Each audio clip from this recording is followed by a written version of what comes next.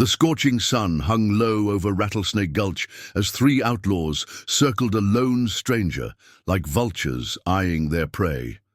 Their laughter echoed through the empty street as they mocked his strange attire, a worn traveler's coat concealing what appeared to be an Eastern-style sword at his hip. What they didn't know was that the quiet man before them had left more skilled fighters bleeding in the dust than all the gunmen in the territory combined. Some called him the Shadow of the Plains. Others knew him as the Ghost Blade. But to most, he was simply the man who appeared when all hope was lost, leaving only whispers and legends in his wake. Before we jump back in, tell us where you're tuning in from, and if this story touches you, make sure you're subscribed, because tomorrow I've saved something extra special for you. Dust Devils danced across the parched earth as a solitary figure made his way down the trail leading to Silver Pine Junction. The small mining town had seen better days, its weathered buildings standing like tired sentinels against the harsh Nevada wilderness. The year was 1875, and the railroad's decision to bypass Silver Pine had left it clinging to existence like a stubborn tumbleweed. The stranger's boots barely made a sound on the packed dirt of the main street. His dark hair, streaked with premature gray at the temples, was tied back in the fashion of the Far East.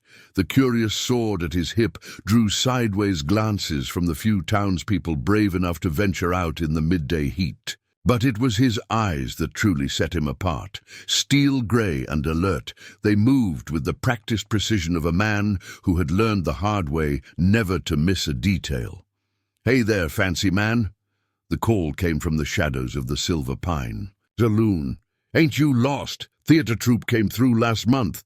Raucous laughter followed the taunt. The stranger didn't break his stride, continuing toward the town's only hotel. But three men detached themselves from the saloon's porch, spreading out to block his path. Their leader, a hulking brute with a badly healed broken nose and a sheriff's badge that was obviously stolen, stepped forward. "Name's Buck Thorne," the man announced, thumbs hooked in his gun belt. "And this here's my town. We got a toll for strange folk passing through." His yellowed teeth showed in what might have passed for a smile. "Especially those carrying peculiar weapons." The stranger stopped, his gray eyes taking in all three men at once. When he spoke, his voice was quiet, but carried clearly in the hot afternoon air. "I've had a long journey, Mr. Thorne. I seek only a meal and a bed for the night." This brought another round of laughter from Buck's companions. The one on the left, rail-thin with a face like a ferret, spat a stream of tobacco juice that deliberately landed near the stranger's boots. "Ain't you heard him right? He said there's a toll. And that fancy pig sticker of yours ain't gonna help. You none against good American iron." The stranger's hand didn't move toward his sword. Instead, he reached slowly into his coat and produced a small bag that clinked with the sound of coins. "Will this cover your toll?" Buck's eyes lit up with greed, but the third man, younger than the others with a dangerous quickness about him, stepped forward with his hand hovering near his revolver. "Maybe we ain't interested in your coins, foreigner. Maybe we just don't like your kind in our town." The stranger's expression didn't change, but something shifted in his stance, a subtle change that made the young gunman's hand twitch nervously. "My kind?" the stranger asked softly. "Yeah," Buck growled, encouraged by his companion's boldness. "Sword-wearing fancy boys who think they can just walk into any town they please. This here's the West, boy. We settle things with guns, not curved. Butter knives." The stranger's eyes flickered to a movement in an upper window of the hotel, a young woman quickly pulling back a curtain. When he returned his attention to the three men, there was something different in his gaze. "I understand, but I should warn you—" "Warn us!" Buck's laugh was like rocks in a barrel. "Boys, you hear that? The Peacock wants to warn us." He took a deliberate step forward, his hand dropping to his gun. "Well, go ahead, stranger. Warn." "Away!" The stranger sighed, and in that sound was a weariness that spoke of countless similar confrontations. "Very well. My name is Gabriel Stark, though some know me by other names. I've crossed 2 oceans and a continent seeking something, and I'm very, very tired." His right hand still hadn't moved toward his sword. "I'm warning you because despite what you may think, I don't enjoy violence, but I've learned that men like you only understand one language." Buck's face darkened with rage. "That's it! Draw that pig sticker and let's see what happened next," would be debated in Silver Pine's saloon for years to come. Some swore Gabriel's hand never even touched his sword's handle. Others insisted. They saw a flash of steel so quick it was like lightning in a summer storm. All anyone knew for certain was that suddenly Buck was stumbling backward, his gun belt sliding apart where it had been cleanly severed, his revolver hitting the dirt. Unfired, the young gunman went for his weapon, but before he could clear leather, Gabriel was beside him. The sword whispered once through the air, and the gunman's holster joined Buck's in the dust. The ferret-faced man turned to run, only to find Gabriel somehow already in his path. A third whisper of steel, and all 3 men stood disarmed. Their gun belts lying useless at their feet, Gabriel smoothly resheathed his sword, and many would later swear they never actually saw him draw it in the first place. "As I said, I seek only a meal and a bed." He tossed the bag of coins at Buck's feet. "Consider that payment for the valuable lesson you've just learned." Buck's face had gone from red to white. You're him, ain't you? The ghost they talk about? The one they say killed 20 men in Santa Fe without firing a shot? Santa Fe?" Gabriel shook his head. "I'm afraid you have me confused with someone else. I'm just a tired traveler." He stepped past the stunned men and continued toward the hotel, but he stopped and turned back for a moment. "Oh, and Mr. Thorne, that badge you're wearing belongs to a dead man.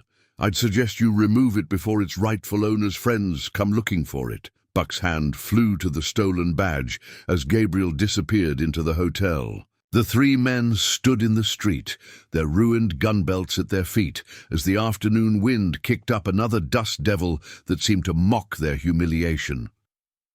Inside the hotel's dim interior, the young woman from the window stood behind the front desk, her eyes wide. "I've never seen anything like that," she breathed. "Few have," Gabriel replied quietly. "I'd like a room, please, facing east if possible. I prefer to greet the sunrise when I practice." Of course, Mr. Stark, Gabriel Stark." He placed a gold coin on the counter. "And I'd appreciate it if you could direct me to someone who might know about a man named Marcus Chen. He would have passed through here about 6 months ago, carrying a sword similar to mine." The woman's face paled slightly at the name. I think you should speak to my father. He's the mayor, and he knew Mr. Chen." Gabriel nodded slowly, noting the past tense in her voice. "I see. Then it seems my journey isn't quite finished after all." As he followed the woman up the creaking hotel stairs, the sound of angry voices drifted up from the street where Buck and his men were still trying to piece together exactly what had happened. But Gabriel wasn't listening to them. His mind was already turning to the task ahead and to the promise he'd made to a dying master in a monastery half a world away. The sun continued its descent toward the western horizon, painting the sky in shades of blood red. In Silver Pine Junction, word was already spreading. A stranger had come to town, carrying a sword instead of a 6-gun. But he wasn't just any stranger. He was someone, or something, else entirely. And his arrival was about to change everything. The hotel room was sparse but clean, with a narrow bed and a window that would indeed offer a clear view of the sunrise. Gabriel placed his small travel bag on a worn wooden chair and removed his coat, revealing the full length of the sword at his hip. The weapon's sheath was unadorned black lacquer, its handle wrapped in well-worn dark blue silk. Nothing about it suggested the deadly efficiency it had displayed in the street below. A knock at the door interrupted his inspection of the room. "Mr. Stark?" It was the young woman from the front desk. "My father will see you now, if you're ready." Gabriel opened the door to find her standing nervously in the hallway. In the better light, he could see she was perhaps 20, with honey-colored hair and eyes that had seen more trouble than someone her age should. "I'm Sarah Wilson," she said as she led him back downstairs and through a side door. "My father's been mayor here for 15 years, since before the mines started failing." They emerged into a small garden that seemed to defy the desert around it. Carefully tended roses bloomed alongside desert sage, creating an unlikely harmony. A man stood among the flowers with his back to them, using pruning shears to deadhead, spent blooms with precise, careful movements. "Father," Sarah called softly, "this is Mr. Stark, the one who dealt with Buck Thorne." Mayor Wilson turned, and Gabriel found himself facing a man who carried authority as naturally as he carried his sword. The mayor's face was weathered by sun and worry, but his eyes were sharp and evaluating. "I saw what happened from my office window," he said, gesturing to a building across the street. "That was quite a display, Mr. Stark, though I suspect it was more restraint than showing off." Gabriel inclined his head slightly. "As I told Mr. Thorne, I don't enjoy violence." "No," the mayor said thoughtfully, "I don't imagine you do. Not men like you or like Chen." He sighed and set down his pruning shears. "But sometimes violence finds us anyway, doesn't it? You knew Marcus Chen." "Knew? Yes." Wilson's face darkened. "He stayed here for almost a month. Taught Sarah some of that flowing writing of yours, helped us deal with some local trouble. He was a good man." "Was," Gabriel repeated softly. "Then I'm too late." Wilson's eyes narrowed. "Too late for what? Mr. Stark, to warn him?" Gabriel's hand rested lightly on his sword's handle. "About the men who are hunting him, about why they're hunting him, and about what he carried. Preparing and narrating this story took us a lot of time, so if you are enjoying it, subscribe to our channel. It means a lot to us. Now back to the story." Sarah stepped forward. "The scroll? The one written in gold?" Gabriel's head snapped around to look at her, his usual calm slipping for just a moment. "You saw it? He showed it to me when he was teaching me the characters, said it was very old, very important, but he wouldn't say why." "Because he didn't know," Gabriel said quietly. "None of us did until it was too late." "Where is he buried?" Wilson's face hardened. "What makes you think he's buried?" "Because Marcus Chen would never have left that scroll behind willingly, and because I know the men who are hunting him. If they found him here, they didn't." Wilson's voice was tight with suppressed emotion. "But something found him, or someone. We never knew what happened. He rode out one morning and said he'd return by sunset. 3 days later, his horse came back without him. We searched, but—" He shook his head. "All we found was blood, a lot of it, and signs of, I don't know, a fight, but like nothing I'd ever seen. Trees cut clean through, ground torn up like it had been hit by lightning, but nobody, and no scroll." Gabriel closed his eyes for a moment, his expression pained. "Then I'm not too late. I'm too early." "What does that mean?" Sarah demanded. Before Gabriel could answer, a commotion erupted in the street. Angry voices and the sound of running feet filled the air. Wilson moved quickly to the garden gate and looked out. "Damn," he muttered. "Buck's gathered his whole gang, 20 men at least, and they look ready for blood."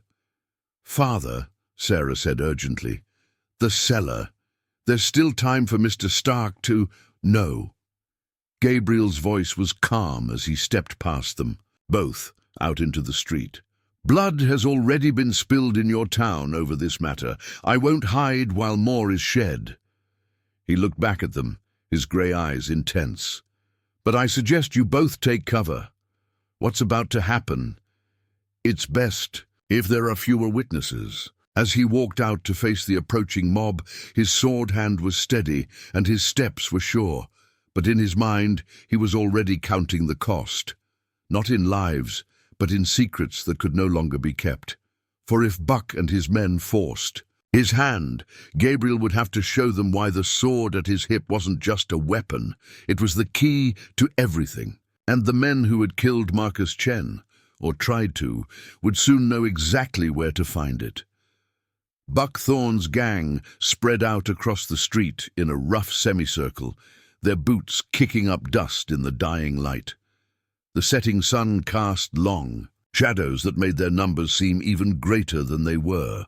Gabriel counted 23 men, each armed with at least one gun, some carrying rifles in addition to their 6 shooters. A few of them showed signs of having been in real fights before. Scars, the way they carried themselves, the calculated look in their eyes. But most were just local tough men, swept up in Buck's vendetta and the promise of easy violence. "Ain't so quick with that pig sticker now, are you?" Buck called out, his earlier humiliation burning in his voice. He'd replaced his cutgun belt with another, this one sporting twin revolvers. "Lot different when you're facing real numbers." Gabriel stood alone in the street, his coat now removed and folded neatly on a nearby hitching post. The sword at his hip caught the last rays of sunlight, its dark sheath seeming to absorb the crimson glow. 23 against 1, he said, his quiet voice somehow carrying to every ear. "Are you sure you brought enough men, Mr. Thorne?" A ripple of uncertain laughter moved through the gang, quickly silenced by Buck's glare. "Think you're funny, do you? Well, ain't nobody gonna be laughing when we're done? Boys, this here ghost thinks he can come into our town, make us look like fools and walk away. I say we show him what happens to smart-mouthed strangers who don't know their place." "Last chance," Gabriel said, his hands loose at his sides. "Walk away. Go home to your families. There's been enough blood spilled in this town already. Only blood gonna spill is yours." Buck drew both his revolvers with practiced speed. "Take him!" The gang surged forward, guns clearing leather. But Gabriel was already moving. His sword whispered from its sheath in a liquid arc of steel that caught the dying sunlight and transformed it into a web of dancing reflections. The nearest gunman's revolver flew from his hand, cut clean through the cylinder. Before the weapon hit the ground, Gabriel had disarmed 3 more men with movements so quick they seemed to blur together. "Shoot him!" Buck screamed, firing both his revolvers. But Gabriel was no longer where he had been. He flowed through the gang like water through stones, his blade singing. Guns fell to the dirt in pieces. Men stumbled back, staring in disbelief at their empty hands. Not a drop of blood was spilled, but the display of skill was somehow more terrifying than mere violence would have been. 2 men rushed Gabriel from behind with drawn knives. Without looking, he spun between them, his sword describing a perfect figure 8. Both knives fell to the ground, their blades separated from their handles. The men stood frozen, holding only useless handles, as Gabriel continued his deadly dance. What the hell are you?" one of the gang members whispered, scrambling backward. Gabriel didn't answer. He was too busy dealing with 3 men who had thought to circle around him. His sword moved in patterns that seemed to defy natural law, catching the last light of day and transforming it into something otherworldly. When he finished, all 3 men stood disarmed and stunned. Buck, having emptied both revolvers without landing a single shot, threw one gun at Gabriel's head. The sword blurred, and the revolver fell to the ground in 2 perfectly equal pieces. The second thrown gun met the same fate. "Damn you!" Buck reached behind his back and pulled out a sawed-off shotgun. "Let's see you cut this in half." "Father, no!" Sarah's voice rang out from the direction of the garden. She had emerged despite Gabriel's warning, her face pale but determined. "Buck Thorne, you stop this right now. Can't you see he's not trying to hurt anyone? Stay out of this, girl." Buck leveled the shotgun at Gabriel. "Ain't natural what he's doing. Man wants to fight, he uses honest American steel, not some demon magic sword." Gabriel's eyes narrowed at Buck's words. "Demon magic. Interesting choice of words, Mr. Thorne. Tell me, who put that idea in your head?" Buck's face showed confusion for just a moment, then hardened again. "Shut up! Just shut up and die!" Shotgun roared, its double blast lighting up the twilight street. But Gabriel's sword moved in a circular pattern none of them had seen before, and the shot scattered harmlessly to either side of him, as if deflected by an invisible shield. The gang members who were still standing began to back away, making signs to ward off evil. "As I suspected," Gabriel said softly. "Someone's been telling tales about men with swords, about powers that shouldn't exist in this world." His blade pointed directly at Buck's heart, though he stood 10 paces away. "Who was it, Mr. Thorne? Who told you to watch for us?" But before Buck could answer, a new sound cut through the tense. Silence. Hoofbeats approaching fast from the west. Gabriel's head snapped around, his eyes widening slightly. "Inside!" he shouted to Sarah and her father. "Everyone get inside now!" Like hell. Buck raised the shotgun again. "I ain't running from—" The first rider appeared at the end of the street, and Buck's words died in his throat. The horse was as black as a starless night, its eyes gleaming with an unnatural red light. Its rider was wrapped in dark robes that seemed to absorb what little light remained in the day, and at his hip hung a sword that was the mirror image of Gabriel's. 2 more riders appeared behind the first, their mounts and appearances equally supernatural. The temperature in the street seemed to drop, and shadows began to move in ways shadows shouldn't. "Found you," the lead rider said, his voice like dry leaves scraping across granite. "The last guardian.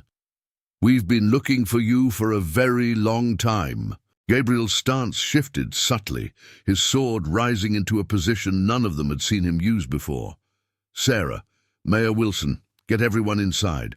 Bar the doors, block the windows." His voice was tight with controlled tension. "What's about to happen? It's not for mortal eyes." "Mortal?" Buck's voice cracked. What are you?" "A guardian," Gabriel replied, not taking his eyes off the approaching riders. "A protector of boundaries that were never meant to be crossed. Now go, all of you. What follows is between me and them."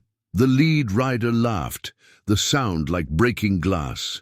"Yes, run, little humans, run and hide. By sunrise there will be nothing left of your guardian but memories, and then—" His hidden face seemed to turn toward Sarah. "Then we will begin our true work." The last light of day vanished, as if snuffed out by an unseen hand, plunging the street into supernatural darkness. The only illumination came from the riders' glowing eyes and the faint blue light that had begun to emanate from Gabriel's sword. "You know what I carry," Gabriel said to the riders, his blade tracing symbols in the air that lingered like after-images. "You know what it can do. Leave now, and I'll let you return to your masters with your existence intact." "Brave words," the leady rider hissed, "but you are one and we are 3, and unlike that fool Chen, you have nowhere left to run." Gabriel's sword burst into brilliant blue flame, casting his face in otherworldly light. "Who said anything about running?" The darkness trembled as powers that had no place in the mortal world prepared to clash in the streets of Silver Pine Junction. And in the distance, thunder rolled across clear skies, as if nature itself was holding its breath. Buckthorn's men scattered like leaves in a storm, dropping their ruined weapons as they fled. Some ran into the saloon, others into the general store or behind water troughs. Buck himself stood frozen, the useless shotgun hanging limply in his hands as he watched the impossible scene unfolding before him. Sarah felt her father's hand on her arm, trying to pull her back toward the garden, but she couldn't tear her eyes away from Gabriel. The stranger's entire form seemed to shimmer with the same ethereal blue light that emanated from his sword. Symbols and characters from a language she'd never seen before began appearing in the air around him, rotating slowly like the rings of some mystical planet. "The scroll," she whispered, suddenly understanding. "The one Mr. Chen had. It wasn't just writing, was it? No, Gabriel answered, his voice carrying an echo now that hadn't been there before. It was a key, one of 5. And these, he gestured with his sword toward the Dark Riders. These are the things it was meant to lock away. The lead rider raised a hand, and shadows coalesced around it like living smoke. Pretty words, Guardian. But you're a relic, a leftover from a time that's past. The boundaries between worlds are weakening, and no amount of ancient magic can stop what's coming. Perhaps. Gabriel's sword traced a complex pattern in the air, leaving trails of blue fire. But I'm not trying to stop what's coming. I'm trying to stop you from hastening it. The symbols around him began spinning faster. Sarah. Get everyone. Inside, now, when it begins. He paused, choosing his words carefully. Don't look directly at it, any of it. Some things aren't meant for mortal eyes to witness. The Dark Rider's laugh was like ice cracking. Still trying to protect them, like you protected Chen. The shadows around his hand formed into a writhing spear of darkness. Tell them, Guardian. Tell them how you found pieces of him scattered across 3 states. Tell them what we did to him before we finally let him die. Gabriel's expression hardened, but his voice remained steady. I found something else, too. Something you didn't expect. His left hand reached into his coat and withdrew a small cylinder wrapped in aged parchment, covered in golden symbols. Chen's last message, and the truth about what you really are. The lead rider's mount reared suddenly, its red eyes flaring brighter. The cipher! Kill him! Kill him now! The other 2 riders spurred their supernatural mounts forward, drawing swords that seemed to be made of condensed shadow. But Gabriel was already moving, his blade leaving trails of blue fire in the air as he met their charge. The clash of their weapons sent out waves of force that shattered windows up and down the street. Sarah felt herself being dragged backward by her father, but she caught one last glimpse of the battle beginning to unfold. Gabriel moved like living lightning, his sword describing impossible patterns as he faced down creatures that shouldn't exist in any sane world. The air itself seemed to crack and splinter around them, reality straining under the weight of powers never meant for this realm. Inside, Mayor Wilson shouted to anyone who could hear. Everyone inside, bar your doors, block your windows, and for God's sake, don't look. Whatever you hear, don't look. The last thing Sarah saw before her father pulled her through the garden. Gate was Gabriel standing alone against the darkness, his sword blazing with blue fire as he faced down nightmares given form. Then the gate slammed shut, and the real battle began. The sounds that followed would haunt Silver Pine Junction for generations to come. The clash of steel against shadow, the screech of things that had no right to exist in this world, the crackling of ancient magic against powers that preyed on mortal souls. And through it all, the steady rhythm of Gabriel's blade, holding the line between this world and whatever hell those creatures had crawled out of. The night had only just begun, and, before it was over, Silver Pine Junction would learn exactly why some legends were better left untold. For in the space between one heartbeat and the next, the street where Buck Thorne had once strutted like a king had become a battlefield in a war as old as time itself, a war between light and shadow, between order and chaos, between the guardians of reality's boundaries and the things that scratched at the edges of existence, forever seeking a way in. From behind the thick curtains of the mayor's study, Sarah watched fragments of the impossible battle unfolding in the street. Despite her father's warnings, she couldn't help but steal glances at the chaos outside. Flashes of blue light illuminated the night like silent lightning, followed by waves of darkness that seemed to devour even the stars above. Gabriel moved with inhuman grace, his sword leaving trails of azure fire as he fought the Shadow Riders. The air crackled with energy every time his blade met theirs, sending out pulses of force that made the windows rattle in their frames. The symbols floating around him had formed a protective barrier, ancient characters rotating faster and faster, as they deflected the worst of the dark magic being hurled his way. "Sarah, get away from that window!" Mayor Wilson grabbed her arm, pulling her back. "You heard what he said about mortal eyes." "But, Father, we can't just leave him out there alone." She resisted his pull. "Mr. Chen helped us when we needed it." "We owe the same to Mr. Stark." A thunderous crash shook the building as one of the Shadow Riders brought down a tendril of pure darkness, missing Gabriel, but cleaving clean through the water trough on the street corner. Water and splinters exploded outward, but where the dark energy touched the liquid, it turned to black ice that seemed to whisper with voices from another world. "This isn't like when Chen helped us with the cattle rustlers," Wilson said grimly. "This is something else entirely, something we weren't meant to understand." Inside the study, Buckthorn sat in a corner, his face pale and sweating. He'd refused to leave when the mayor had dragged him inside, and now he seemed unable to move at all. "What are they?" he whispered, more to himself than anyone else. "Sweet Jesus, what are they?" Sarah was about to respond when a new sound cut through the chaos outside, hoofbeats approaching from the east, different from the supernatural rhythm of the Shadow Riders' mounts. She rushed to the eastern window, ignoring her father's protests, and peered out into the darkness. A lone rider was approaching at full gallop, the horse's coat gleaming silver in the strange light of the battle. Its rider was wrapped in white robes that seemed to glow with their own inner light, and at their hip hung a sword that caught and reflected Gabriel's azure flames. "Another one," Sarah breathed, "but different." The new rider reached the edge of town just as Gabriel deflected a particularly vicious attack from two of the Shadow Riders at once.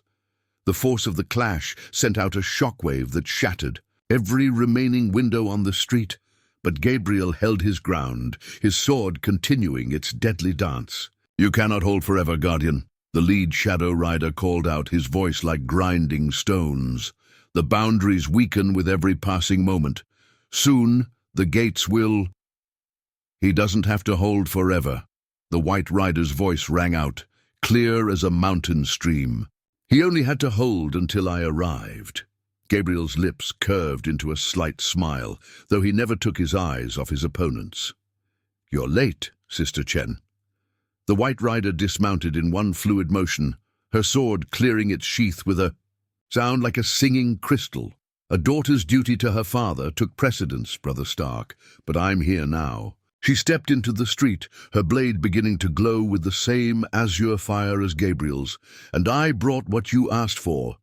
The lead Shadow Rider's mount reared back, its red eyes flaring with something that might have been fear.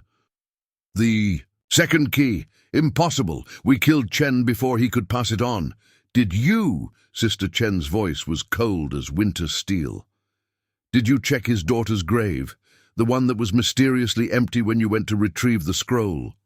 Her sword traced symbols in the air that mirrored Gabriel's. "My father taught me everything, including how to play dead when demons come hunting."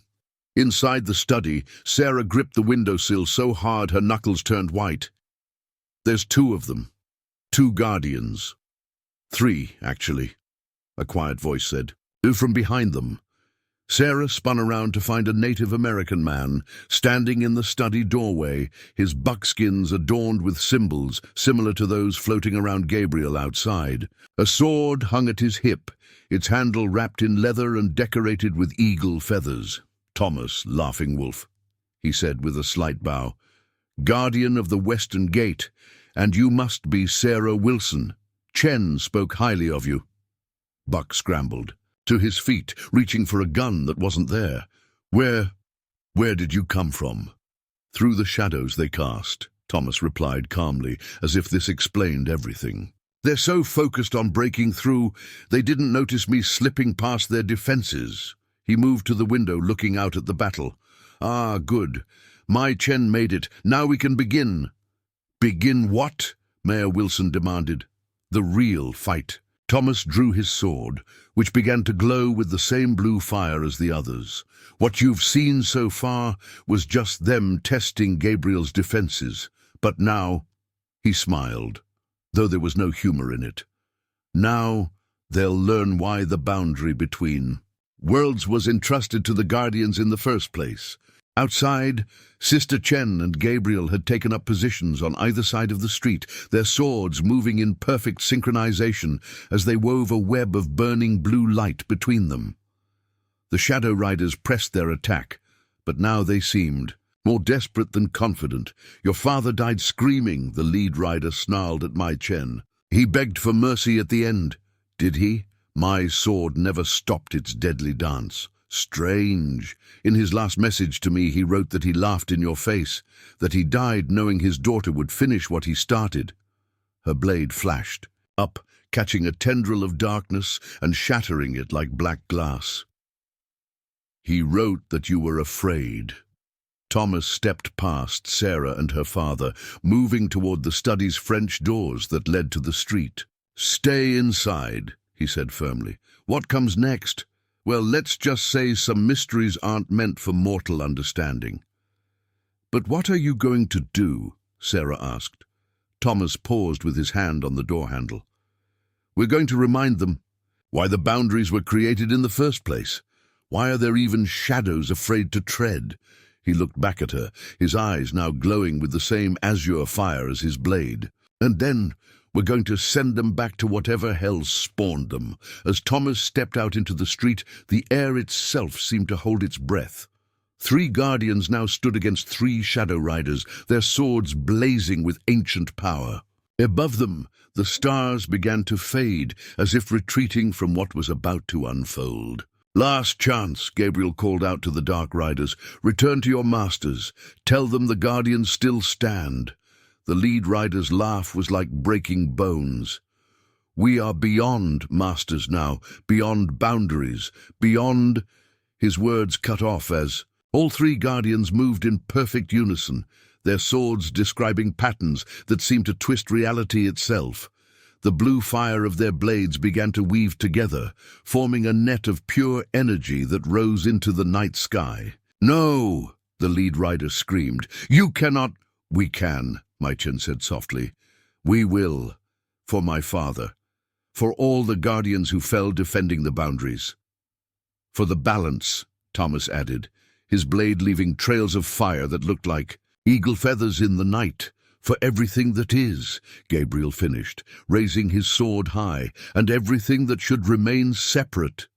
The net of energy descended, and the true battle for Silver Pine Junction began. In its wake, reality itself would be forever changed, but only 3 people watching from behind thick curtains would ever know the full truth of what happened on that impossible night.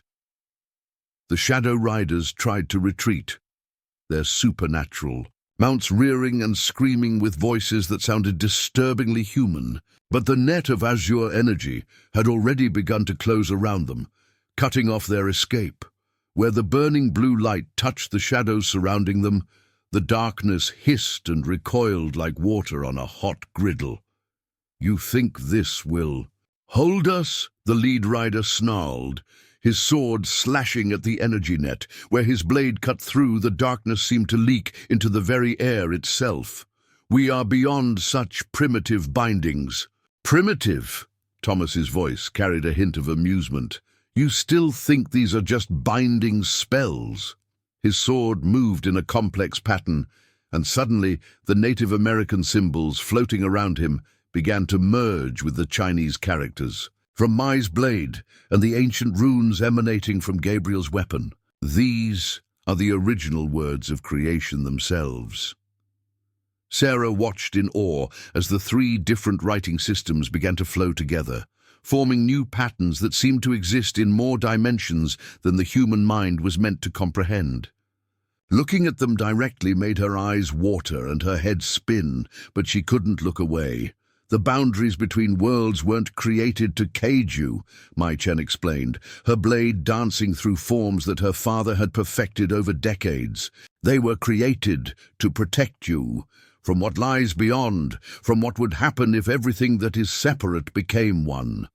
The lead rider's mount stumbled, its red eyes flickering as the combined power of the three guardians began to take effect. "You lie. The Masters showed us the truth, showed us what power awaits when the boundaries fall. Did they show you everything?" Gabriel's voice was almost gentle now.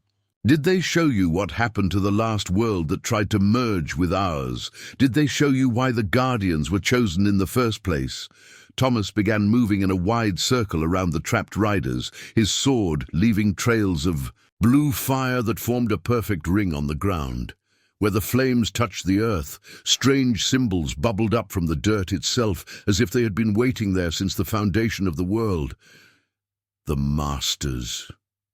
The lead rider's voice held a note of uncertainty now. "They promised us power, freedom from the tyranny of separation. And that's exactly what they showed you," Mai said, her sword completing another complex pattern. "Power, freedom, but they didn't show you the cost." Her eyes flashed with the same fire that burned along her blade. "They didn't show you what my father saw in his final moments. What drove him to laugh, even as you tried to break him." Inside the study, Buckthorn had begun to shake uncontrollably. "Make it stop," he whispered. "Please, make it stop. It ain't right, ain't natural. Sarah turned to him, her eyes bright with understanding. "Mr. Thorne, look at them. Really look at them. 3 warriors from 3 different traditions, using 3 different forms of ancient magic that shouldn't work together. But they do. Because underneath all our differences, there's something that connects everything, something that has to stay balanced." Mayor Wilson put his hand on his daughter's shoulder. "Like your garden," he said softly. "Desert plants and roses growing, together in harmony, but only because each has its own space, its own purpose. Outside, the battle had taken on an almost ceremonial quality. The 3 guardians moved in perfect synchronization, their swords weaving patterns that seemed to pull at the very fabric of reality. The Shadow Riders fought back with increasing desperation, their dark magic clashing against the walls of energy that were slowly closing in around them. "You cannot unmake us," the lead rider howled, his form beginning to blur at the edges as the combined power of the Guardians took its toll. "We are eternal. We are—" "You are out of balance," Gabriel interrupted, his sword finishing a particularly complex movement. "And we are here to restore it." At some unseen signal, all 3 guardians thrust their swords into the ground at exactly the same moment. The blue fire that had been building around them exploded upward, forming a perfect pyramid of light that imprisoned the Shadow Riders in its center. Inside the pyramid, the darkness began to writhe and twist, taking on forms that made Sarah's eyes hurt just trying to follow them. "For too long we fought alone," Mai said, her hands steady on her sword's hilt. "That was our mistake. That was how you were able to pick us off one by one." "But the old ways remember," Thomas added, his blade pulsing with power. "The stories passed down through my people speak of a time when all guardians stood together, when the boundaries were first drawn. And now we remember too," Gabriel finished. "We remember why the first guardians chose to separate the worlds. Why did they sacrifice everything to create the boundaries?" The Shadow Riders' forms were beginning to dissolve now, their substantial darkness fragmenting into wisps of shadow that the pyramid of light quickly consumed. Their supernatural mounts had already begun to fade, their red eyes dimming like dying embers. "This isn't the end," the lead rider's voice was barely a whisper now. "Others will come. The boundaries grow weaker with each passing generation. Soon, others have already come," Mai said firmly, "and they've all failed. Just like you're failing now, because they don't understand the true power of the boundaries. The true power." The rider's laugh was like dry leaves crumbling. "And what is that?" "Choice," Gabriel answered simply. "The power to choose what enters our world and what doesn't. The power to maintain balance, even when chaos calls. the power to stand together even when darkness tries to drive us. Apart, the pyramid of light began to contract, its walls of pure energy closing in on the rapidly dissipating shadow riders. The air itself seemed to bend and flex around it, as if reality was struggling to contain the forces being unleashed. "Remember this," Thomas called out to the fading creatures. "Remember what happened in Silver Pine Junction. Remember that the Guardians stand united once more. And remember that some boundaries are meant to stay unbroken," Mai finished. With a sound like 1,000 windows shattering at once, the pyramid collapsed inward. For a brief moment, the street was filled with a light so bright it turned night to day. When it faded, the shadow riders were gone. All that remained were 3 guardians, their swords still thrust into the ground, and a perfect triangle of scorched earth between them. Sarah realized she had been holding her breath and finally let it out. Next to her, Buck Thorne had fallen. To his knees, tears streaming down his face, her father stood rigid, his hand still gripping her shoulder, as if afraid she might disappear if he let go. Outside, Gabriel was the first to move, pulling his sword from the ground with a motion that seemed to exhale blue fire. "It's done," he said quietly. "For now." "For now," Mai agreed, retrieving her own weapon. "But they'll be back. Different forms, different servants, but always the same goal." "Let them come," Thomas said, his blade sliding smoothly back into its sheath. "We remember the old ways now. We remember how to stand together." The 3 guardians met in the center of the triangle their battle had burned into the street. Their swords touched briefly, sending up one last spark of azure flame that seemed to hang in the air like a star before slowly fading away. "The boundaries hold," Gabriel said formally. "The balance remains," Mai responded. "The guardians stand," Thomas finished. And in that moment, as the first light of dawn began to creep over the eastern horizon, Sarah understood something that would stay with her for the rest of her life. Some legends weren't just stories. Some battles weren't fought with just steel and gunpowder. And some boundaries, once crossed, could never be uncrossed again. Dawn broke over Silver Pine Junction like any other day, as if the supernatural battle of the previous night had been nothing but a shared dream. The only evidence that something extraordinary had occurred was the perfect triangle of scorched earth in the middle of the street, and the strange symbols that seemed to shimmer just beneath the surface of the ground around it. The town's inhabitants began to emerge cautiously from their hiding places, blinking in the morning light like miners coming up from a deep shaft. Many of them moved with the uncertain steps of people who weren't quite sure if what they'd witnessed had been real. A few made signs to ward off evil as they passed the scorched triangle, while others simply pretended not to see it at all. In the mayor's study, Sarah helped Buck Thorne to his feet. The man who had swaggered into town threatening violence just yesterday now moved like someone recovering from a long illness. "I need a drink," he muttered, then caught himself and looked around nervously. No, I need a church." "What you need," Gabriel said from the doorway, making them all jump, "is to understand what really happened last night." He had cleaned and resheathed his sword, and his coat once again concealed its presence at his hip. Behind him, Mai Chen and Thomas Laughing Wolf stood like silent shadows. Mayor Wilson stepped forward, his face set in determined lines. "Yes, I believe we all deserve an explanation. My town just became a battleground in some kind of supernatural war. My people deserve to know why." "Do they?" Mai's voice was gentle but firm. "Do they really want to know that everything they believe about the nature of reality is incomplete? That there are forces and powers operating just beyond the veil of their understanding?" "We already saw it," Sarah countered. "We can't unsee it." Thomas smiled slightly. "No, you can't. But you'd be surprised how quickly the human mind tries to rationalize what it cannot comprehend. By sunset, half the town will have convinced themselves. They dreamed it all. The other half will create stories to explain it that fit their understanding of the world. And that's for the best, Gabriel added. The boundaries between worlds exist for a reason. Knowledge of what lies beyond those boundaries, it changes people, not always for the better. Buck shook his head violently. No, you can't just expect us to forget what we saw. Those things, the shadows, the fire, your swords. Actually, Mai said softly, reaching into her white robes, we can.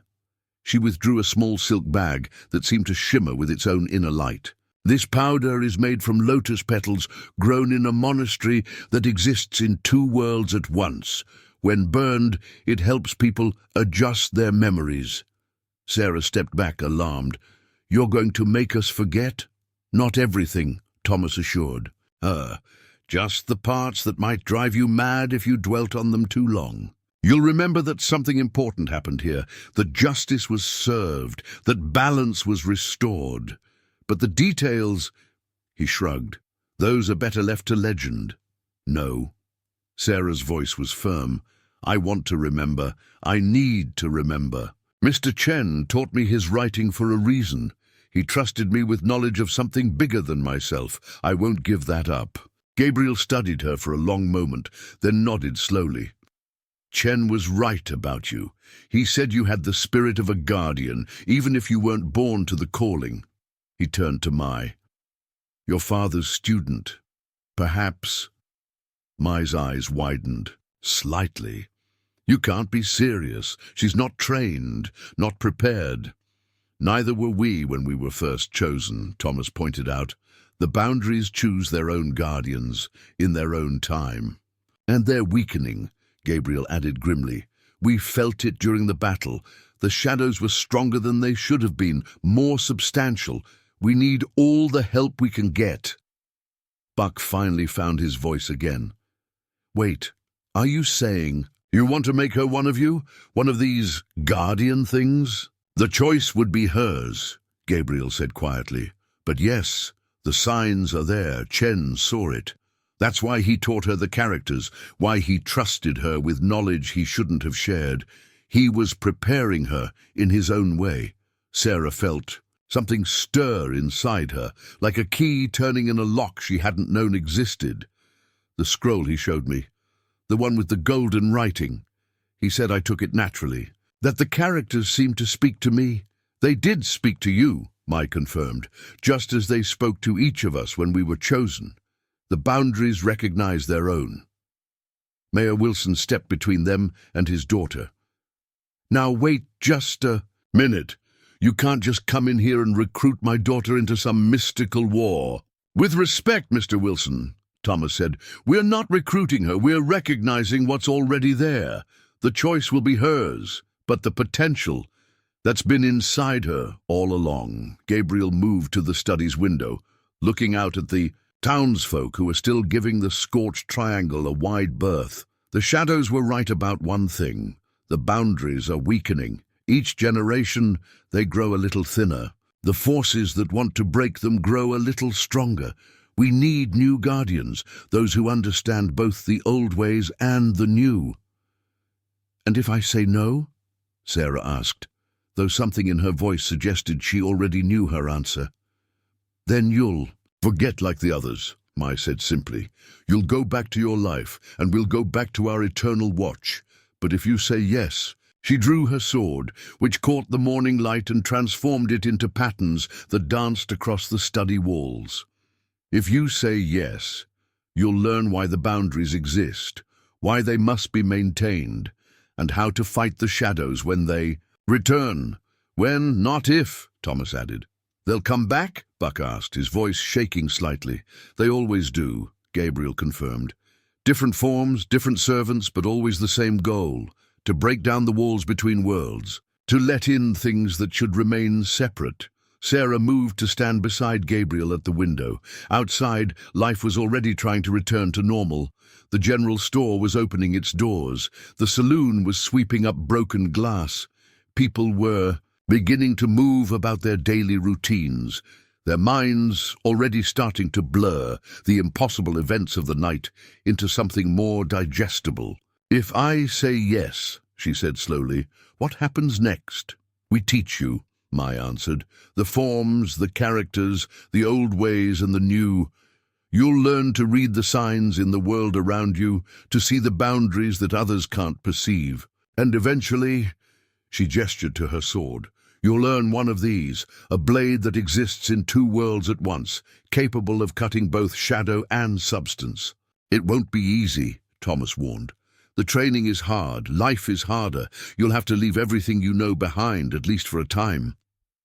But you'll be protecting it all," Gabriel added quietly. "Everything and everyone you love. The boundaries don't just separate worlds, they maintain the balance that allows life, as we know it, to exist." Sarah turned to her father, who stood watching with tears in his eyes.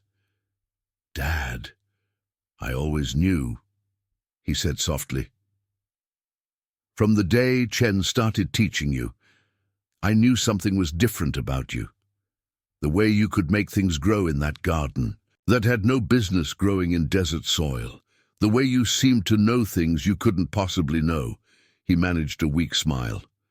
"Your mother was the same way, though I never understood it until now." "Mom?" Sarah's eyes widened. "Was she—" "A potential guardian, yes," Mai confirmed. "But she chose a different path. The boundaries respect choice above all else. That's why they exist in the first place, to protect the right of all things to choose their own destiny." Sarah's mind reeled with this new revelation about her mother. But why didn't she ever say anything? Why didn't she— "Because she chose love," Mayor Wilson said quietly. "She chose a normal life, a family, this town. And she made me promise, on her deathbed, to support whatever path you might choose when your time came." His voice cracked slightly. "I just didn't expect it to come so soon." Buckthorn, who had been unusually quiet, suddenly spoke up. "Those men, the ones who came to me a month ago, they knew about all this, didn't they? They weren't just passing through like they said." Gabriel's head snapped around. "What men?" "Strangers. 3 of them, dressed like Eastern gentlemen. They bought me drinks, told me stories about sword-wielding. Demons disguised as men." Buck's face was ashen. "They said to watch for anyone carrying a blade like yours. Said there'd be good money in it if I helped them find you." "The shadows work through many servants," Thomas said grimly. "Not all of them are supernatural." Mai's hand tightened on her sword hilt. "They're getting bolder, using local thugs as scouts. This is exactly why we need new guardians. The old ways aren't enough anymore." "How many others?" Gabriel asked Buck intently. "How many other towns did they visit?" I don't know. They mentioned Copper Creek, Dead Pine, Silver Falls." Buck swallowed hard. "They were real interested in towns near the old mining operations. Said something about the deep places being easier to breach." Thomas and Mai exchanged alarmed looks. "The mines," Thomas said. "Of course, the deeper you go, the thinner the boundaries become," Mai finished. "They're not just hunting us anymore. They're looking for weak points." Sarah felt a shiver run down her spine as she remembered something. "Mr. Chen, he spent a lot of time asking about the old mine shafts, about which ones went deepest. I thought he was just interested in local history, but he was mapping them." Gabriel nodded. "Trying to find the vulnerable points before they did. That's probably what got him killed. He must have found something. In one of those mines, they couldn't let him report back to us." Mayor Wilson moved to his desk and pulled out a large map of the territory. "We've got hundreds of played-out mines in this region. Some go down thousands of feet. And each one is a potential doorway," Thomas said, studying the map. "If they find the right spot, with the right alignment, they could tear a hole in the boundaries big enough to let through something even if we couldn't stop," Gabriel finished grimly. Sarah approached the map, her eyes drawn to the complex web of marked mine shafts. As she looked at them, Something strange began to happen. The marks seemed to shimmer and shift, some growing brighter while others faded. Patterns began to emerge that she'd never noticed before. "You can see it, can't you?" Mai asked softly. "The patterns, the connections. That's your gift beginning to awaken." Sarah nodded slowly. "They're not random. The minds, they form shapes, like the characters Mr. Chen taught me, but bigger, much bigger." "Earth writing," Thomas explained. "The ancients knew about it. They chose their mining sites carefully, trying to maintain the balance even as they dug deeper. But when the gold rush came, nobody cared about balance anymore," Gabriel said. "They just dug wherever they thought they'd find gold, and each new shaft weakened the boundaries a little more." Buck had moved to stand by the window, looking out at the town that was slowly returning to normal. "All those years, throwing my weight around, acting like I owned this place, and I never knew what was really going on right under our feet." "Few do," Mai said. "That's part of the burden we carry. We protect a world that can never know the full truth of what we do." Sarah's finger traced a pattern on the map, connecting several mine shafts. Where her finger passed, the paper seemed to glow faintly. "These 7 mines, they form one of the characters Mr. Chen taught me. The one for Gate." Gabriel leaned in, his eyes narrowing. "Show me." As Sarah traced the pattern again, all 3 guardians watched intently. When she finished, they exchanged looks that carried volumes of unspoken communication. "It's not just a potential breach point," Thomas said finally. "It's an intentional pattern. Someone laid these mines out deliberately generations ago. Or something," Mai added grimly. "We've always assumed the shadows were a relatively new threat. What if they've been playing a longer game? What if some of those early mining claims were staked by their servants?" Gabriel finished. "Setting up a pattern that would take generations to complete. Patient, clever." He straightened up. "And now they're ready to trigger it." Mayor Wilson's face had gone pale. "Trigger what exactly?" "A cascading failure," Thomas explained. "If they manage to breach the boundaries at certain points in this pattern, it won't just create a single doorway. It'll start a chain reaction, like dominoes falling. Each breach will weaken the nearby boundaries, making the next breach easier until there's nothing left to separate this world from what lies beyond." Mai finished quietly. Sarah looked at the map again, but now she saw it with new eyes. The mine shafts weren't just holes in the ground, they were potential wounds in reality itself. And somewhere out in that vast network of tunnels, something was waiting. Something that had been waiting for a very long time. "How long?" she asked, her voice steady, despite the fear trying to creep in. "How long do we have before they try again?" "Not long," Gabriel said. "They lost 3 powerful servants tonight, but that just means they'll be more desperate. And desperation makes them dangerous." "Then my answer is yes," Sarah said firmly. "I accept. Train me. Teach me what I need to know." She looked at her father. "I have to do this. Not just for us, but for everyone who doesn't know what's at stake." Mayor Wilson nodded slowly, tears in his eyes.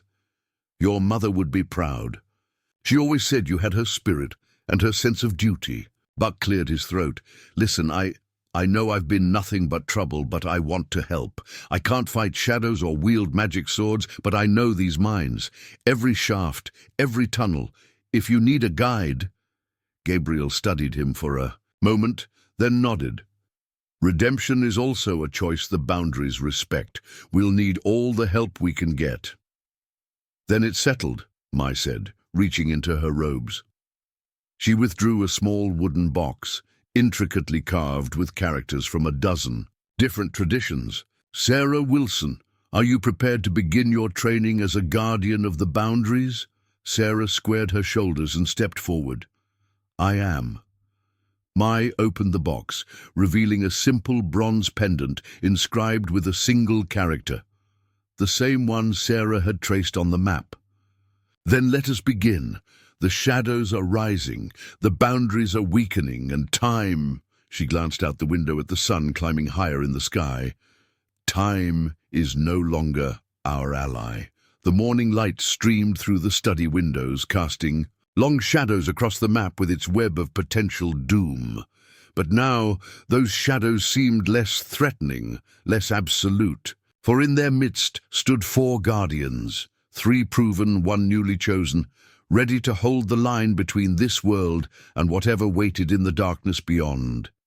And somewhere, in the deep places beneath the earth, ancient powers stirred in their long sleep, sensing that the game they had set in motion generations ago was finally approaching its endgame. The boundaries between worlds had been held for centuries, maintained by guardians who fought in secret to protect a reality that could never know the truth of their sacrifice. But now, as Sarah took her first step on the path that would transform her from a small-town girl into something far more extraordinary, those boundaries faced their greatest test. The shadows were rising, the mines were waiting, and the fate of everything that was or ever could be hung in the balance. The real question was, would the old ways be enough to face what was coming? Or would it take something new? Something that combined the ancient knowledge of the Guardians with the fresh perspective of someone who saw the world differently. Only time would tell. And time, as Mai had said, was no longer their ally. The morning sun had climbed high enough to eliminate the last shadows from Silver Pine Junction's main street when Sarah began her first lesson. Behind the mayor's house, in the same garden where she had once tended roses alongside desert sage, Mai Chen drew a circle in the dirt with the tip of her sword. "The first thing you must understand," Mai said as she completed the circle, "is that everything we do begins with balance." She stepped into the circle and held out her hand. "Come." Sarah hesitated at the circle's edge.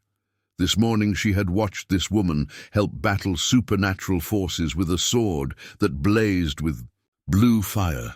Now Mai looked almost ordinary in the bright sunlight, her white robes catching the breeze like any other fabric. "You're thinking too much," Thomas said from where he sat cross-legged nearby, his feathered sword laid across his knees. "The boundaries aren't just out there." He gestured toward the distant mines. "They're in here too." He tapped his chest. "In all of us." Taking a deep breath, Sarah stepped into the circle. Immediately she felt something, a subtle shift, as if the air inside the circle was somehow different from the air outside it. "You feel it, don't you?" Mai smiled. "That's your first lesson. The circle isn't magic. The circle is focus, intent. It helps us remember that everything has its place, its purpose." Gabriel watched from the garden gate, his grey eyes alert for any sign of the disturbances they'd faced the night before. "The sword forms come later," he said. "First, you must learn to see. Really see." "See what?" Sarah asked. "The lines, all," 3 guardians said in unison. Mai reached down and picked up a handful of dirt from the circle. As she let it fall through her fingers, Sarah gasped. For just a moment, she saw patterns, connections. Each grain of dirt seemed to glow with tiny lines of force, connecting it to everything around it. "The boundaries aren't walls," Mai explained. "They're agreements, patterns that help different types of existence stay separate while still remaining connected, like the roots of your roses and sage, separate but intertwined." "Watch closely," Thomas said, standing and drawing his sword in one fluid motion. The blade caught the sunlight and seemed to hold it, transforming it into something more. "Everything has its own dance, its own song." He began moving through a series of forms that made Sarah's eyes water if she tried to follow them too closely. Inside the mayor's study, Buckthorne spread out more detailed maps of the local mines across Wilson's desk. His hands still shook, slightly, but his voice was steady as he pointed out different shafts and tunnels. "The deepest ones are here, in the Shadow Mountain range," he explained. "Some go down almost 1,000 feet, but there's something else." He hesitated. "Something I never told anyone about." Wilson leaned forward. "What is it, Buck?" "About 5 years ago, I was doing some prospecting in the old Webster claim. Went deeper than anyone had in years. Found this chamber. Natural cave, but—" he swallowed hard. "The walls were covered in writing, like what Chen used to do, but older, much older." Gabriel, who had come in to check on their progress, moved to study the map more closely. "Can you find it again?" Buck nodded. "Never forget." "The way, couldn't if I tried. But there's something else. Every full moon, if you stand in that chamber, you can hear things. Things that ain't got no business being heard in this world." Outside in the garden, Sarah was learning her first sword form. Mai had given her a wooden practice blade, its weight and balance identical to the supernatural weapons the Guardians carried. "Move like water," Mai instructed, adjusting Sarah's stance slightly. "The boundary between solid and liquid, that's where true power lies." Sarah moved through the form again, trying to emulate Mai's fluid grace. This time, something clicked. For just a moment, she felt as if she could see the lines of force that the Guardians had mentioned, flowing around and through her like invisible rivers. "Good," Thomas nodded approvingly. "You have your mother's gift for this." She could see the lines too, even though she chose not to follow the path. "Tell me about her," Sarah said, lowering the practice sword. "Please, what was she like when you knew her?" Mai and Thomas exchanged glances, but it was Gabriel who answered from the garden gate. "She was extraordinary. One of the strongest potential Guardians we'd ever seen. The boundaries practically sang when she was near." He smiled slightly. "But she had a different calling. She saw something in this town, in your father, that was more important to her than our ancient war." "She chose love," Mai added softly. "And in doing so, she helped maintain a different kind of boundary, the one between duty and happiness, between what we must do and what we choose to do." Sarah was about to respond when a sound caught her attention, a deep, distant rumble that seemed to come from the earth itself. All 3 Guardians tensed, their hands moving to their sword hilts. "The mines," Thomas said grimly. "They're starting already." Gabriel's sword cleared its sheath with that distinctive whisper of steel. "Too soon. They shouldn't have the strength to try again so quickly unless—" His eyes widened. "Unless what we fought last night wasn't their main force." "Just a distraction," Mai breathed. While something else was getting into position, Buck and Wilson burst out of the study door, maps clutched in their hands. "The Webster claim," Buck said urgently. "That chamber I told you about, the writings on the walls just started glowing. I could see it from town." Sarah looked at her practice sword, then at the very real weapons the Guardians carried. "I'm not ready," she said quietly. "No one ever is," Thomas replied, his sword beginning to emanate that ethereal blue fire. "But sometimes we don't get to. Choose our moments. Sometimes the moments choose us." Gabriel turned to Mai. "How long until she can handle a real blade?" "Days, at least." Mai shook her head. "Maybe weeks. The training can't be rushed. One mistake with a boundary blade could tear reality itself." Another rumble shook the ground, stronger this time. In the distance, a column of unnatural darkness rose from the direction of the mines, twisting up into the morning sky like a perversion of nature itself. "We don't have days," Gabriel said grimly. "We barely have hours." He looked at Sarah. "There is another way, but it's dangerous, and once done, it can't be undone." "What way?" Sarah asked, even as she felt something stirring in the air around them, as if reality itself was holding its breath. Mai's eyes widened. "Gabriel, no, you can't mean—" "The Crimson Oath," Thomas breathed. "But that hasn't been done in centuries." Gabriel finished. "Not since the first boundaries were drawn, but these aren't normal times." He fixed Sarah with his intense grey eyes. "It would compress years of training into moments, show you everything you need to know all at once.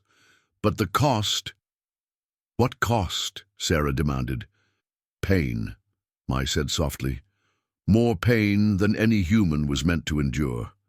And if your mind can't handle the influx of knowledge, if your spirit isn't strong enough—" "I'll die worse," Thomas said. "You'll be trapped between boundaries, neither here nor there, forever." Another rumble, and the column of darkness began to spread, forming clouds that threatened to blot out the sun. The temperature dropped noticeably, and somewhere in the distance, something that sounded almost like laughter echoed from the deep places of the earth. Sarah looked at her father, who stood in the study doorway, with tears in his eyes. Then at Buck, who seemed to be silently praying. Finally, she turned back to Gabriel. "My mother chose love," she said firmly. "I choose duty, whatever it takes." Gabriel nodded slowly, then drew a second sword from beneath his coat, one that none of them had seen before. Its blade was the color of fresh blood, and the air around it seemed to twist and distort. "The crimson blade," he said quietly, "forged from the first boundary ever drawn. It remembers everything, and now—" he held it out to her. "It will teach you everything, if you survive." Sarah reached for the blade, and as her fingers closed around its hilt, the world exploded into light and pain and knowledge that no mortal mind was ever meant to contain. Her journey as a guardian was about to begin, but first she would have to survive her own transformation. The fate of Silver Pine Junction, and perhaps the world itself, hung in the balance, and time, that most merciless of boundaries, was running out. The moment Sarah's fingers closed around the crimson blade's hilt, the world as she knew it ceased to exist. 1,000 years of knowledge crashed into her mind like a tidal wave of burning light. She saw the first boundaries being drawn, watched as reality itself was separated into distinct layers to protect both humanity and the forces that existed beyond normal perception. Every muscle in her body seized as ancient wisdom seared itself into her very being. "Hold her," Mai shouted as Sarah's knees buckled. "Don't let her fall out of the circle." Gabriel and Thomas caught her before she could collapse, their own swords blazing with blue fire as they helped channel the overwhelming surge of power. Sarah's eyes had rolled back, showing only whites, and her skin had taken on an almost translucent quality, as if she was becoming something less, or perhaps more, than purely human. "Too much," Thomas growled through gritted teeth. "The blade's trying to show her everything at once. Focus on it," Gabriel commanded, his voice strained. "Help her find the patterns, the connections. Like teaching a child to read, letter by letter, word by word." Inside Sarah's mind, chaos reigned. She saw the creation of the first guardian swords, forged in fires that burned between worlds. She witnessed battles fought in places where reality itself was thin, guardians holding the line against horrors that defied description. Languages dead for millennia wrote themselves into her consciousness, each character burning with meanings that transcended mere communication. "Sarah." Her father's voice seemed to come from impossibly far away. "Sarah, come back to us." "She has to find her own way back," Mai said, her sword adding its power to the others, creating a triangle of blue fire around Sarah's rigid form. "The knowledge, it's like drowning. She has to learn to swim through it." In the distance, another rumble shook the earth. The column of darkness rising from the mines had spread into a canopy that now blocked out half the sky. Unnatural shadows began to creep across the land, bringing with them whispers in languages that had never been meant for human tongues. Buckthorn stood at the garden gate, his face pale as he watched the darkness approach. "We're running out of time," he said hoarsely. "Whatever's coming up from those mines, Inside the maelstrom of ancient knowledge, Sarah struggled to maintain her sense of self. The memories and wisdom of countless guardians threatened to overwhelm her individual identity, to burn away everything that made her Sarah Wilson and replace it with something both more and less than human. But then, in the chaos of competing revelations, she found something unexpected, a familiar presence, a warmth she recognized even through the storm of supernatural power. "Mom?" she whispered, though her physical lips didn't move. And there, in the heart of the tempest, Sarah felt her mother's spirit, not as a ghost or supernatural entity, but as an echo preserved in the Crimson Blade's infinite memory. She saw her mother as a young woman, standing in a circle much like this one, making her choice between duty and love. "Balance," her mother's voice whispered through time. "Everything returns to balance." Understanding bloomed in Sarah's mind. She had been trying to absorb everything at once, to become a fully formed guardian in an instant. But true balance required something else. The wisdom to know what to take and what to leave, what to learn now and what to save for later. Her rigid body suddenly relaxed, though her hand remained firmly gripped around the Crimson Blade's hilt. The sword's blood-red surface began to pulse with a rhythm that matched her heartbeat. "She's doing it," Mai breathed. "She's finding her way through." "Look!" Thomas pointed with his free hand. The practice sword Sarah had been using earlier had begun to change. Its wooden surface rippled and transformed, becoming polished steel with a distinctive blue sheen. Characters from a dozen ancient languages appeared along its length, each one glowing with inner light. "A new guardian blade," Gabriel said softly, "being born alongside its wielder." Sarah's eyes opened, but they were no longer entirely human. Rings of blue fire danced around her pupils, and when she spoke, her voice carried echoes of ancient power. "I understand now," she said, looking at each of them in turn. "The boundaries, they're not just walls between worlds, they're definitions. They help give things meaning by keeping them distinct, separate but connected. Like the characters Mr. Chen taught me, each one unique, but part of a larger whole." "What else?" "Do you see?" Mai asked gently. Sarah turned toward the mines, her transformed eyes perceiving layers of reality that had always been there but had remained hidden until now. "The chamber," Buck found, "it's not natural. It was carved by the first people to discover how thin reality was in that place. They tried to strengthen the boundaries by writing them into the rock itself. The ancients understood more than we gave them credit for." Thomas nodded. "They felt the weak places and tried to reinforce them the only way they knew how." Another tremor shook the ground, stronger than before. The darkness spreading across the sky had taken on patterns that hurt. The eyes viewed too directly. In the distance, something vast and impossible began to move within the shadows. "But the writings in the chamber," Sarah continued, her voice growing urgent, "they're not just descriptions or warnings. They're keys the shadows couldn't break through on their own. So they've spent generations looking for the right combination of symbols, and now they've found it," Gabriel finished grimly. "That's what Chen discovered. Why did they kill him? He realized they weren't trying to break the boundaries. They're trying to unlock them," Sarah whispered, "like a combination lock. And the mine shafts, they're not random, they're—" Her eyes widened. "They're tumbler pins, like in a lock, when they're all aligned just right." A sound like reality itself tearing filled the air. From the Webster claim, a pillar of pure darkness shot skyward, so black it seemed to absorb light itself. As it reached the canopy of shadows above, patterns began to form, ancient symbols twisted into corrupted versions of their original meanings. "We have to stop them," Sarah said, rising to her feet. The crimson blade pulsed in her right hand, while her newly transformed guardian sword hummed with power in her left. "But not like this, not divided." "What do you mean?" Mai asked. The old ways remember, Sarah replied, echoing Thomas's words from earlier. But maybe they need to remember something new too. The boundaries aren't just about keeping things separate. They're about maintaining connections while preserving distinction.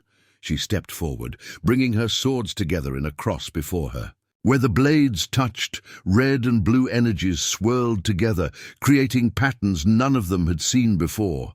The shadows want to break down all boundaries, to let everything flood together into chaos, she continued. But we've been fighting them by trying to keep everything rigidly separated. What if that's not the answer? Gabriel's eyes narrowed thoughtfully. What are you suggesting? Harmony instead of division. Like my garden, desert plants and roses growing together, each maintaining their own nature while sharing the same space. Sarah's voice grew stronger as the concept crystallized in her mind. The first guardians drew the boundaries to protect both sides. What if we've forgotten that part? What if the real power isn't in the separation, but in the balance between separation and connection? The other guardians exchanged looks as her words sank in. Then, one by one, they stepped forward, raising their swords to join with hers. Where the blades met, new patterns formed. Patterns that spoke of harmony rather than division, of balance rather than absolute separation.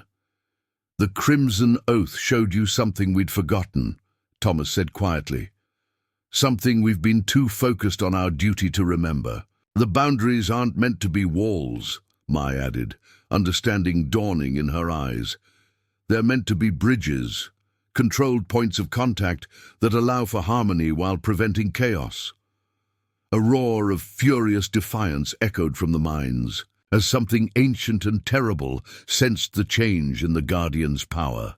The shadows writhed and twisted, trying to complete their corruption of the boundary symbols before this new understanding could take root. Then let's remind them, Gabriel said, his sword blazing brighter than ever. Let's show them why the boundaries were created in the first place. Not to cage, Sarah said firmly. Not to separate, Mai added, but to protect, Thomas continued. To maintain balance, Gabriel finished, their blades locked together pointing toward the heart of the growing darkness. And in that moment, as four guardians prepared to face an ancient evil with a newly rediscovered truth, Sarah felt something her mother must have felt all those years ago. The perfect balance between duty and choice, between what must be done and what could be. The real battle for Silver Pine Junction was about to begin. But this time, the Guardians weren't just fighting to keep things apart. They were fighting to show how they could come together. The four Guardians moved through Silver Pine Junction like shadows themselves, their blades humming with barely contained power. Buck Thorne led them toward the Webster claim, his steps growing more hesitant as they approached the mine entrance. The unnatural darkness that had spread across the sky seemed to concentrate here, creating a void that swallowed even the sound of their footsteps. The chamber's about 800 feet down, Buck said, his voice barely above a whisper. The main shaft's still stable, but... He swallowed hard. Something's different. The air, it feels wrong. Sarah understood what he meant. With her newly awakened senses, she could perceive the currents of power flowing around them. The boundary between worlds was paper-thin here, stretched almost to breaking by whatever forces were gathering below. Thomas, take the perimeter, Gabriel instructed. If anything tries to flank us from another shaft, we need to know. What about the town? Mai asked, her sword leaving trails of blue fire as she gestured toward Silver Pine Junction. My father will handle that, Sarah said with certainty. He knows what to do in a crisis. Right now, we have to contain this before it spreads. Thomas touched his blade to a nearby rock, and ancient symbols flared to life across its surface. I'll lay warning signs. If anything crosses them. His expression darkened. We'll know. As Mai and Thomas moved into position, Gabriel turned to Buck. You're sure you want to do this? What's down there? It's not something any normal man should have to face. Buck straightened his shoulders, though his hands still trembled slightly. I helped them scout this place. Didn't know what I was doing at the time, but that didn't matter. I got to make it right. Sarah stepped forward, bringing her twin blades together. Where they crossed, red and blue energies swirled together, creating a light that pushed back the unnatural darkness. Then let's go. The longer we wait, the stronger they become.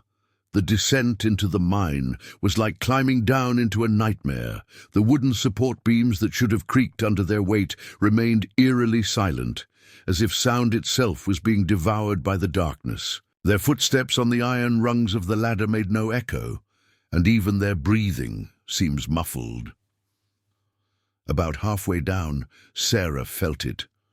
A pulse of wrong that made her newly enlightened senses scream in warning.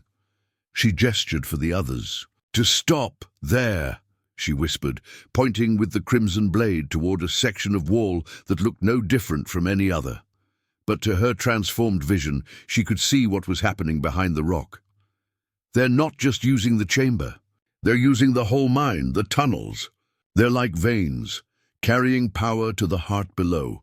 Gabriel pressed his hand against the rock face, his eyes narrowing.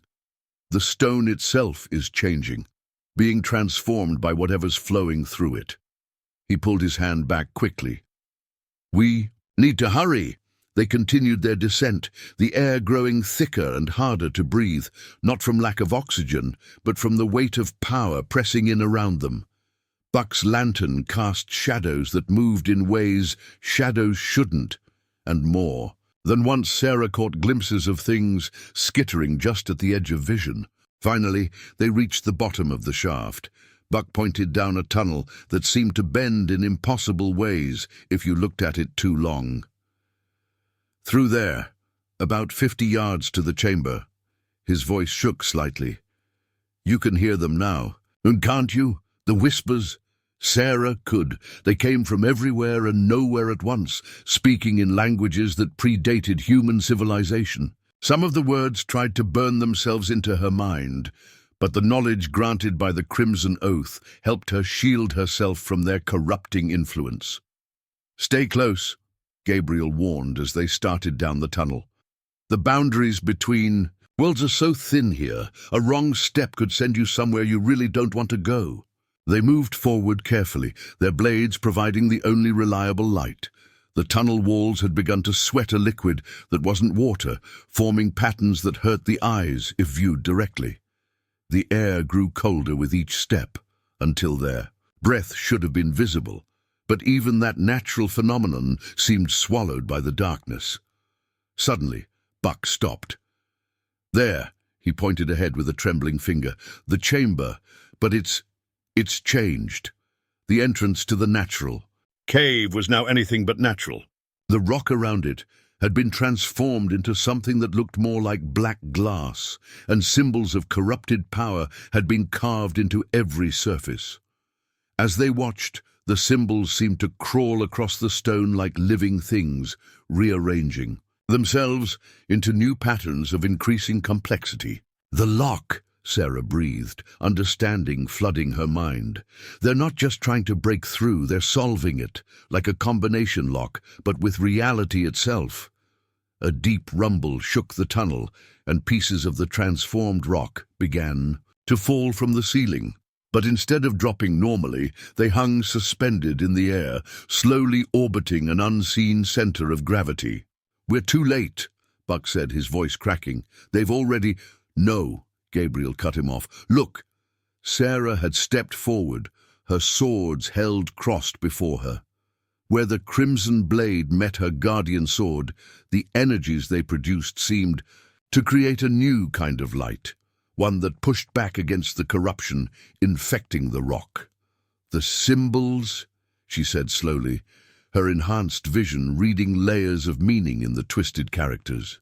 "They're not just corrupted, they're incomplete. The shadows only saw half of what was written here, the part about separation, about keeping things apart. But there's more. There's always been more." She moved closer to the chamber entrance, her blades tracing patterns in the air that seemed to stabilize the chaotic energies swirling around them. The ancients who carved these walls, They weren't trying to lock everything away. They were trying to create harmony, to show how different realities could exist side by side without destroying each other. Another tremor shook the tunnel, stronger this time. From deep within the chamber came sounds that shouldn't have been possible in any sane world. The grinding of gears that existed in more than 3 dimensions, the screaming of metals being twisted into new forms of existence, the laughter of things that had waited eons for this moment. "Then let's show them what true harmony looks like," Gabriel said, stepping up beside her. His sword blazed with blue fire that seemed somehow purer than before, as if her insight had strengthened. Its power. Buck hung back, his lantern revealing a face pale with terror but set with determination.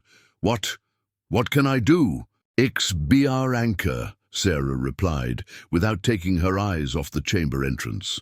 "Remember what's real, what's human, what's worth protecting. Sometimes the most important boundaries are the ones inside us, the ones that help us remember who we are, even when reality itself is coming apart." The symbols on the wall began to spin faster, their corrupted forms trying to complete the pattern that would unlock the boundaries between worlds. But now, as Sarah and Gabriel stepped forward with their blades raised, new symbols began to appear, ones that spoke of balance rather than separation, of harmony rather than division. "Together?" Sarah asked, feeling power build between their weapons. "Together," Gabriel nodded, "for everything that is, and everything that should remain distinct but connected." They stepped into the chamber, their blades lighting up the impossible space beyond. And as they did, Sarah realized that this wasn't just another battle between light and shadow, between order and chaos. This was a chance to remind both sides of why the boundaries existed in the first place. The real question was, would that reminder come in time to prevent what was already rising from the deep places beneath Silver Pine Junction? Or had the shadows already pushed things too far for any hope of harmony to survive? The answer waited in the chamber beyond, where reality itself hung by a thread, and the fate of more than one world balanced on the edge of a blade. The chamber beyond the corrupted entrance defied every natural law. Its walls stretched away in directions that shouldn't have been possible, creating spaces that hurt the mind to look at directly. The ancient symbols carved into every surface had come alive, writhing and transforming as they tried to complete the pattern that would unlock the boundaries between worlds.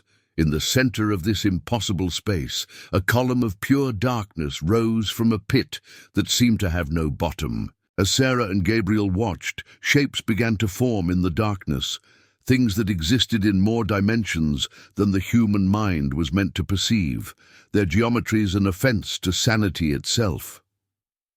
"Now, Guardians," a voice echoed from everywhere, and nowhere at once. "Now you see the truth of your failure." The shadows coalesced into a form that was almost human, the same dark rider who had led the attack in town, but transformed into something far worse. His robes now seemed to be made of living darkness, and where his face should have been, there was only a void filled with twisted versions of the boundary symbols. "Chen found this place," the shadow creature continued, "saw what we were building, but he didn't understand. None of you have understood. We're not trying to destroy the boundaries. The void of its face twisted into what might have been a smile. We're trying to perfect them by corrupting them." Sarah's twin blades cast their mixed light across the chamber, revealing more dark figures emerging from the shadows. "By twisting them into something they were never meant to be." "Meant to be?" The creature laughed, the sound like breaking glass. "Who are you to say what they were meant to be? We were here first, little guardian. Here before your kind drew your precious lines between worlds.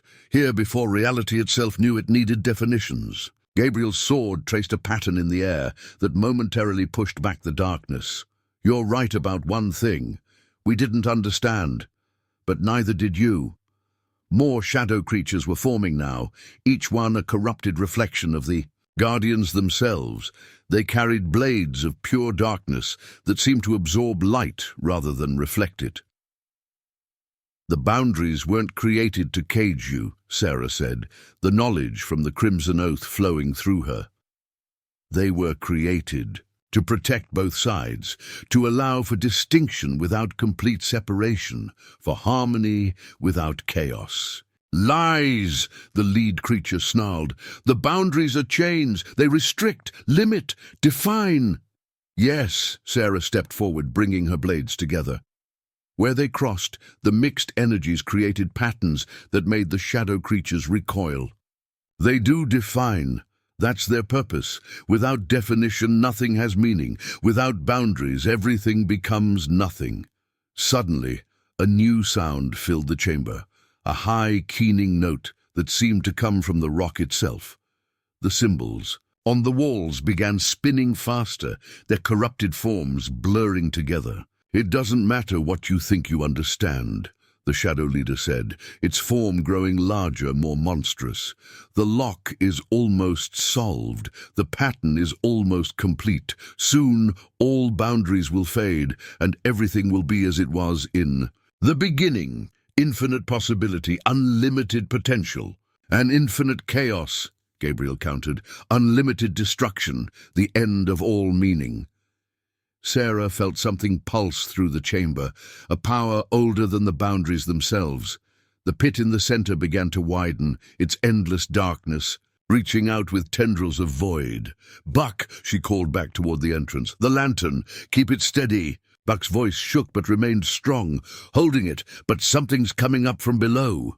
He was right. The darkness in the pit had begun to take on form and substance, something vast and ancient, something that had waited eons for this moment. The shadow creatures began to bow, their dark blades lowered in reverence. "The first one comes," the leader intoned, "the one who remembers when all was possibility, when nothing was fixed or defined. Look upon your failure, guardians. Look upon the truth of existence before your boundaries carved reality into pieces." But Sarah wasn't looking at the rising darkness. Her enhanced senses, granted by the Crimson Oath, had noticed something else. Patterns within patterns, meanings hidden beneath meanings in the ancient symbols that covered the walls. "Gabriel," she whispered urgently, "look at the original writing, not what they've corrupted, but what was here first. Really look." Gabriel's eyes narrowed as he studied the walls. Then they widened in understanding. "It's not just one message," he breathed. "It's three layered together, three different scripts, three different traditions, three different truths that make one whole," Sarah finished. "Just like our blades. Three different traditions coming together to create something new, something stronger." The thing in the pit was still rising, its form threatening to overwhelm their minds with geometries that shouldn't exist. The shadow creatures had begun chanting in languages that predated human speech, their words making the corrupted symbols pulse with dark power. But Sarah stepped forward, raising both her blades.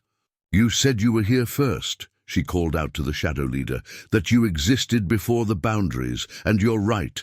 The creature's void face turned toward her. "Finally, you admit the truth." "But that's not the whole truth, is it?" Sarah continued. "You existed before the boundaries, but you couldn't exist as you are now. You were potential without form, possibility without purpose. The boundaries didn't cage you. They gave you definition, made you real." The rising darkness seemed to hesitate, its impossible form wavering slightly. "The ancients who carved these walls," Gabriel added, his sword moving to align with Sarah's blades, "they understood. That's why they wrote in three scripts, three traditions, to show that truth isn't just one thing, it's many things in harmony." A tremor ran through the chamber as Sarah and Gabriel's weapons came together, their combined light creating new patterns in the air. The original symbols on the walls began to pulse in response, their uncorrupted forms shining through the shadow. "Creatures' alterations." "No!" the leader howled. "You cannot undo what we've done. The lock is almost solved." "We're not trying to undo it," Sarah said quietly. "We're trying to complete it, properly, the way it was always meant to be." At that moment, a familiar voice rang out from the chamber entrance. "Now!"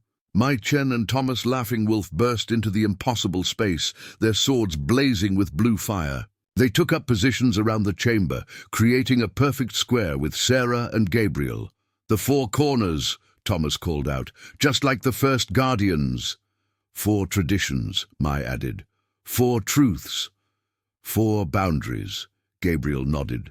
"One harmony," Sarah finished. Their blades came together, and the chamber exploded with light. Not just blue, not just the crimson of Sarah's second blade, but a new color that existed somewhere between all possibilities. The original symbols on the walls flared to life, their true meanings finally revealed. The shadow creatures screamed, their forms beginning to waver. The vast thing rising from the pit hesitated, caught between what it had been and what the boundaries had helped it become. "You said the boundaries restrict," Sarah called out over the chaos. "And they do. But restriction isn't always a cage. Sometimes—" She raised her blades higher, feeling the power of four traditions flow through her.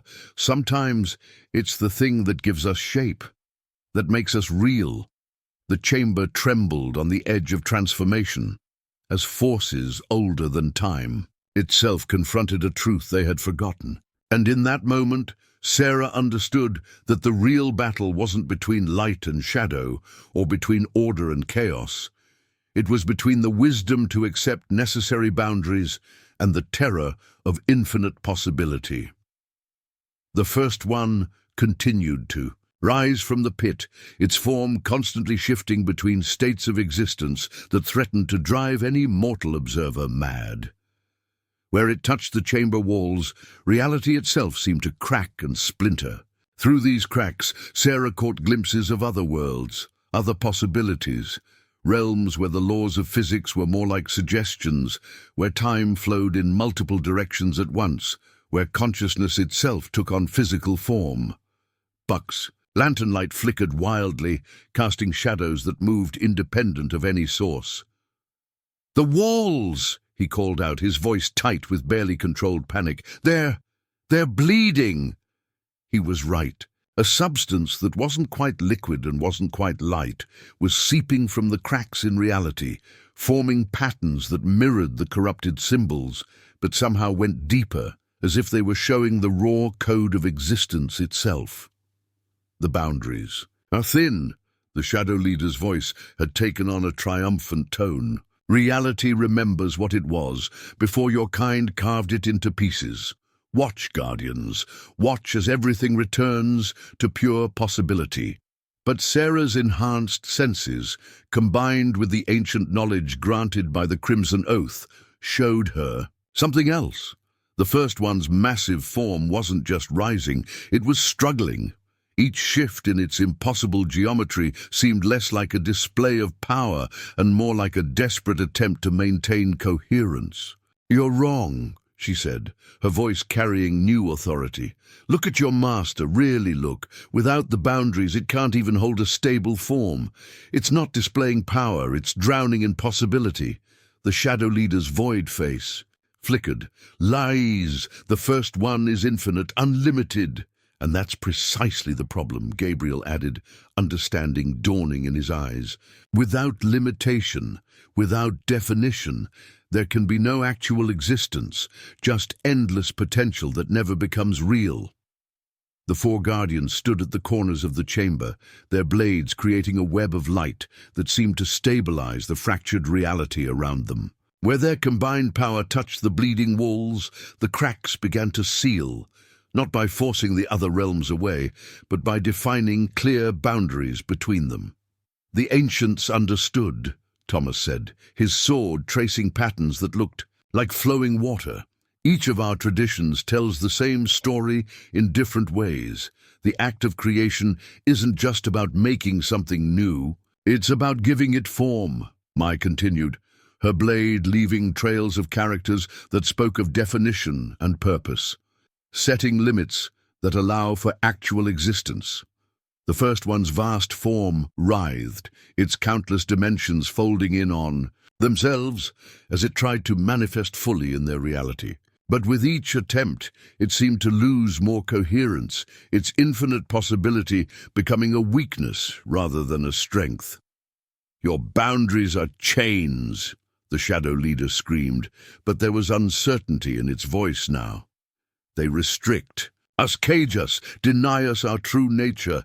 "No," Sarah said firmly, "they give you nature. Without them, you're everything and nothing.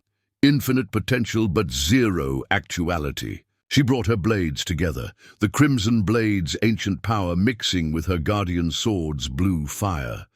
"Watch, I'll show you." She began moving through forms that hadn't been seen since the first boundaries were drawn, forms that spoke, not of separation but of definition, of possibility becoming reality through the act of accepting necessary limits. Her blades left trails of energy that didn't just push back the darkness, but helped give it shape. The shadow creatures began to change. Where her power touched them, their forms started to stabilize. Their void faces took on actual features. Their robes of living darkness became substantial rather than abstract. "What? What are you doing to us?" the leader demanded, but its voice had changed too. "Become more defined, more real." "Helping you remember," Gabriel said, his sword adding to Sarah's power. "Remember what the boundaries gave you. Not imprisonment, but existence." Mai and Thomas joined their power to the pattern, their four traditions weaving together into something new yet ancient. The bleeding walls began to heal, not by forcing the other realms away, but by clearly defining where one reality ended and another began. The first one thrashed in its pit, its infinite form trying to resist the pattern of definition being woven around it. But Sarah could see the truth now, see how even its resistance was only possible because of the boundaries it claimed to hate. "You need them," she said, not unkindly. "You've always needed them. Without form, without definition, you can't even experience your own existence. You're trying to return to a state of pure possibility, but you've forgotten. Possibility means nothing without the potential for actualization." Buck watched in awe as the chamber began to transform. The impossible geometries didn't vanish, but they settled into patterns that the mind could actually comprehend. The symbols on the walls stopped their chaotic writhing and found their true forms, 3 layers of meaning that worked in harmony rather than corruption. "The lock wasn't meant to be solved," he breathed, understanding finally dawning. "It was meant to be balanced." "Yes," Sarah nodded. "The ancients weren't trying to lock anything away. They were trying to show how everything could exist together, but only if proper boundaries were maintained." The shadow leader stood frozen, its form caught between what it had been and what it was becoming. But our power will be greater, not lesser," Gabriel assured it, "because it will be real, actual, not just an infinite possibility that can never manifest." The first one made one last attempt to rise, to assert its unlimited nature. But as the Guardian's power continued to weave patterns of definition through the chamber, it began to understand. With infinite possibility came infinite instability. Without boundaries, without limits, it could be everything, and therefore could be nothing. Slowly, majestically, it began to settle back into its pit. But this time, it wasn't retreating in defeat. It was accepting a truth older than the boundaries themselves, that existence requires definition, that reality needs limits to be real. The shadow creatures watched their master's transformation with a mix of awe and fear. Their own forms had stabilized now, becoming something new, not creatures of pure chaos, but beings that existed at the edge of definition. Guardians, in their own way, of the infinite possibility that lay safely behind the boundaries of actual existence. "We understand now," the leader said, its voice carrying new depth and resonance. "The boundaries, they're not our prison, they're your foundation," Sarah finished. "The thing that lets you be anything at all." The chamber's light began to stabilize, the bleeding walls fully healed. The 3 layers of ancient symbols shone with their true purpose now, not a lock to solve, but a guide to understanding the necessary balance between possibility and actuality, between potential and manifestation. "It's time to choose," Gabriel said to the assembled shadow creatures. "Real power within necessary boundaries, or an infinite possibility that can never truly exist." The leader looked at its own hands, now solid and real rather than abstract. Shadow. Then it lifted its dark blade, which had also transformed into something more defined. "We choose existence." And in that moment of choice, of acceptance, the chamber filled with a light that was neither guardian blue nor crimson red, but something else entirely, the light of boundaries, doing what they were always meant to do. Not imprisoning, not separating, but giving form to infinite possibility, so that existence itself could have meaning. Dawn was breaking over Silver Pine Junction by the time they emerged from the Webster claim.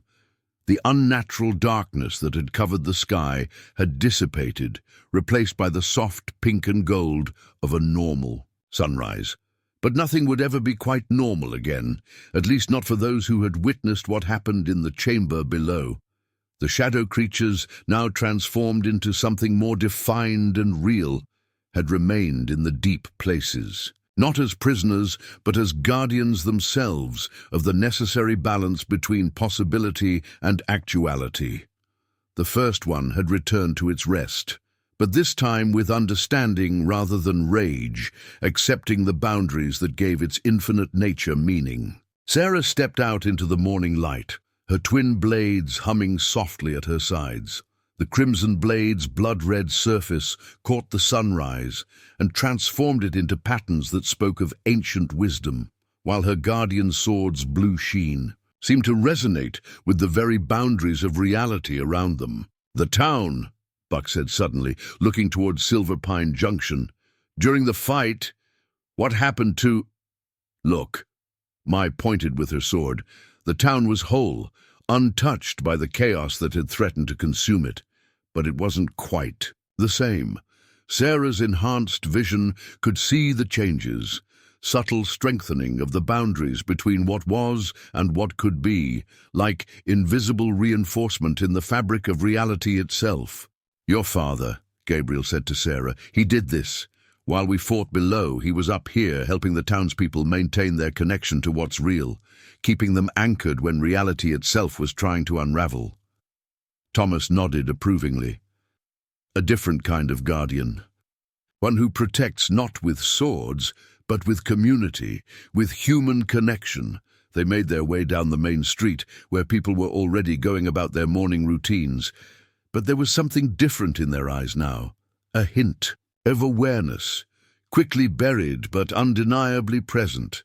They might not remember exactly what had happened during the night, but something in them knew that reality was both more complex and more carefully maintained than they had previously believed.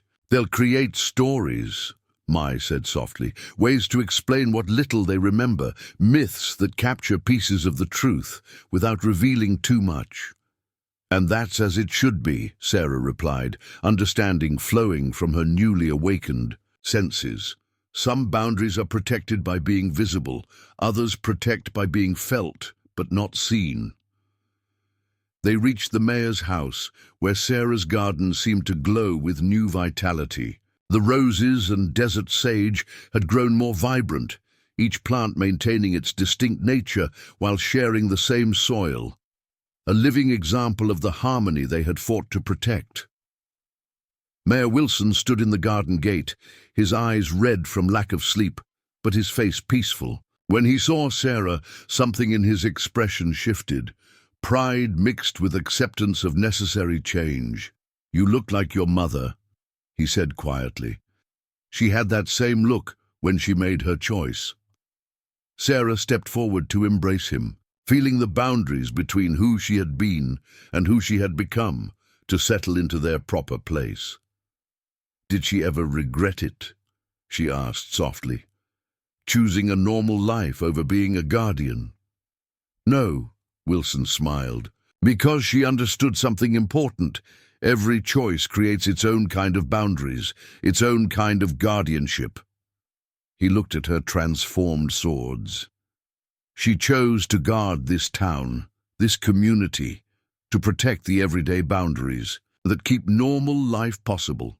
Buck cleared his throat awkwardly. "Speaking of choices." He looked at Gabriel. "I know I got no right to ask, but is there a place for someone like me in all this? Not as a guardian. I ain't got that kind of power, but maybe as someone who knows the deep places, who could help watch for signs of trouble." Gabriel exchanged looks with the other guardians. "The boundaries between worlds aren't the only ones that need watching," he said thoughtfully.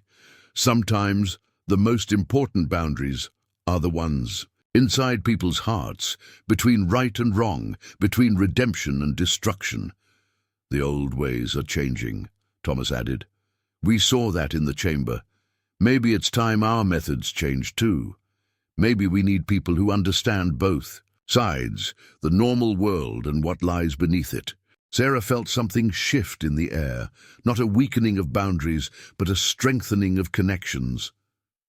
"Like my garden," she said. "Different types of growth, working together. Each maintains its own nature while supporting the whole." Mai stepped forward, her sword leaving trails of ethereal characters in the air. "Then let it be witnessed," she said formally. "Buck Thorn, do you accept the role of Watcher? To monitor the deep places, to serve as a bridge between the Guardians and those we protect?" Buck stood straighter, years of swagger and false confidence falling away as he found a true purpose. "I do. In my life and my hope of redemption, I do." Gabriel nodded approvingly. "Then kneel." As Buck knelt in the garden path, each guardian touched their sword to his shoulders in turn. Where the blades made contact, subtle marks appeared.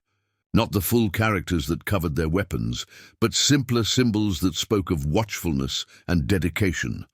"Rise," Gabriel commanded. "Rise as a watcher of the deep places, a keeper of necessary boundaries." When Buck stood, there were tears in his eyes, but they were tears of purpose found, of a new path opening before him. "I won't let you down," he said hoarsely. "Not this time." Sarah looked around at this unlikely gathering. 4 guardians, of different traditions, a reformed outlaw turned watcher, and a mayor who had helped an entire town maintain its grip on reality without even knowing he was doing so. She felt the boundaries between them, not as walls, but as definitions that gave their relationships meaning. "So what happens now?" she asked, though something in her already knew the answer. "Now," Gabriel replied, "we teach you everything. The Crimson Oath couldn't show you. How to use your power with precision, how to read the signs of boundary stress, how to maintain the balance between what is and what could be. You'll need to travel," Mai added. "Learn from each tradition. Understand how different cultures perceive and maintain their own kinds of boundaries. But first," Thomas smiled, "you need to teach us what you learned in that chamber, about harmony between traditions, about how boundaries can connect as well as separate." Mayor Wilson touched Sarah's arm gently. "And sometimes you'll need to come home, to remember why we maintain the boundaries in the first place, to protect places like this, where normal life can flourish within its own kind of harmony." The morning sun climbed higher, casting long shadows that behaved exactly as shadows should. In the distance, the entrance to the Webster claim stood silent, its depths now guarded by creatures who understood their true purpose. The boundaries between worlds had been tested and had emerged stronger, not through rigid separation, but through the wisdom of necessary distinction. Sarah looked at her twin blades, the crimson blade with its ancient power, and her guardian's sword with its new understanding. Together they represented what she had become, a bridge between old ways and new, between separation and connection, between what was and what could be. "Then let's begin," she said, her voice carrying the authority of a guardian and the humanity of a small-town girl who had found her true calling. "Let's show the world why boundaries exist, not to limit us, but to give us the shape we need to truly be ourselves." And in that moment, as the first real day of her new life began, Sarah Wilson understood something her mother had known all along. Sometimes the strongest boundaries are the ones we choose for ourselves, and the greatest power lies not in breaking them, but in understanding why they exist in the first place. The sun continued to rise over Silver Pine Junction, its light falling on a town forever changed, yet somehow more itself than ever before. And in a garden where roses and desert sage grew together in unlikely harmony, a new chapter in the ancient story of the Guardians had begun.